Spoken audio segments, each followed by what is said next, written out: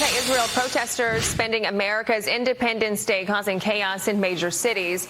Here they are lighting flares and chanting things like "burn it down" as they march through the streets of New York City.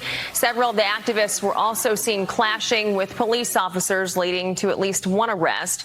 We asked Florida Congressman Cory to stick around and react to this with us as well. Representative, I can't imagine how it makes you feel. I know how it makes me feel, but you fought for this country. You put your life on the line for this country. You still fight for our country in Congress. So why is this tolerated in America, especially on Independence Day?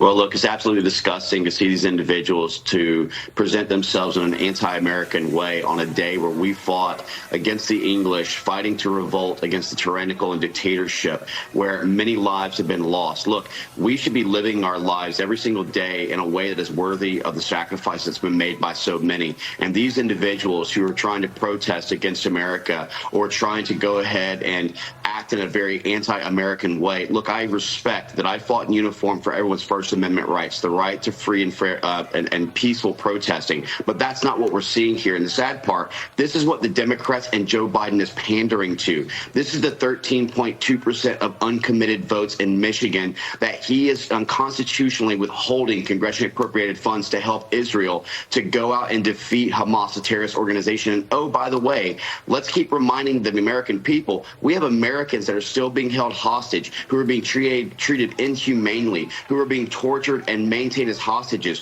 Where is Joe Biden sounding off for the hostages that are held, the 13 soldiers that were lost in Afghanistan, those who were lost in Jordan that he claimed where he didn't have any Americans lost under his watch? And where is he to step up in blue cities and blue states, whether it's Minneapolis, whether it's Philadelphia, whether it's Baltimore, whether it's New York? The trend is that this is all in blue states because they believe in lawlessness and they believe in pandering to the anti-American sentiment. Yeah, this is not peaceful. This is anything but peaceful. This is chaos when you look at this video. Really quickly, before we move on to the next topic, do you think having President Trump, if he were to win, that this would stop? Well, I think that what you would see is the law enforcement being able to go forward and do their jobs. Remember, it was President Trump in 2020 who called for the end of lawlessness and for our law enforcement to step up or he'll do the job for them. But this really comes down to the mayors of these blue cities who are actually stopping their police chiefs from doing their jobs. Yeah, they got to untie the police hands in order for anything to get done. So now to this, Vice President Kamala Harris is returning to New Orleans today for the Essence Festival.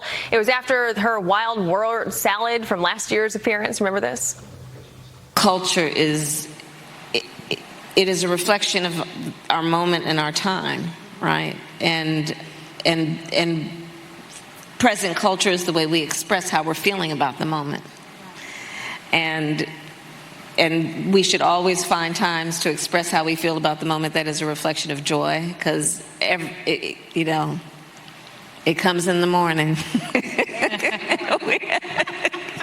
We have to find ways to also express the way we feel about the moment in terms of just having language and a connection to how people are experiencing life. And I think about it in that way, too.